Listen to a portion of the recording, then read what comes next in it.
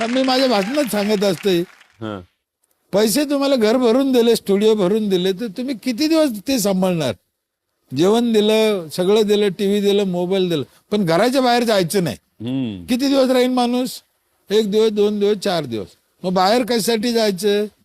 तर लोकात माणसात गेल्याशिवाय त्याला मजा, आनंद मिळणार नाही. मग लोकात गेल्याशिवाय आनंद मिळत नाही, तर लोकांसंग चांगलं वागलं पाहिजे ना. हम्म. हे साधं सूत्र आहे. लोकाला त्रास कशाला द्यायचा? तुमचं कामच तुम्हाला सौंदर्य देईन, तुम्हाला माणसात नेऊन बसवेन. माझ्याकडे काय आहे? 7वी शिकलेला माणूस, जिल्हा परिषदच्या शाळेत त्या काळात. काय नाही, वडील कोणी नाही, राजकारणात कशात नाही, काय नाही, प्रॉपर्टी नाही, शेती नाही, मुलगा नाही.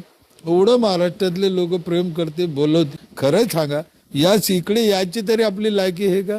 मला शो पाहायला येऊन आम्ही लांबपणे ते पडदे घालून जाऊन तमाशे सिनेमा पाहायचो चोरून, ही आमची लायकी? अहो असं म्हणू नका. म्हणजे कशामुळे घडलं? मी केलेल्या त्या लोकांच्या प्रांजळ कामामुळं म्हणून घडलं ना. मी तेच सांगतो ना, म्हणजे तुम्ही एखादं काम मन लावून केलं तर तुम्हाला देव तिथेच भेटतो, दुसरीकडे नाही. ही माझी ठाम भावना आहे. म्हणून प्रत्येकाने आपलं काम मन लावून केलं पाहिजे. विशाखाताईला माझी विनंती आहे, एखादी मनापासून सांगतो. आणि समाजसेवा म्हणजे काय, मी पहिले सांगितलं तसं तुम्ही करता ती पण समाजसेवाच आहे. कुणी तुम्हाला नट म्हणत असेल, तुम्हाला कोणी कलाकार म्हणतात, पण नाही. अख्ख्या महाराष्ट्राला 15 कोटी लोकांना तुम्ही हसवणं, आनंद देणं हा समाजसेवेचाच भाग आहे ना हो. अगदी. आणि तुम्ही देताय तो. ते बिचारा आमचा समीर चौगुले इतका अपमान सहन करतो दर एपिसोडला.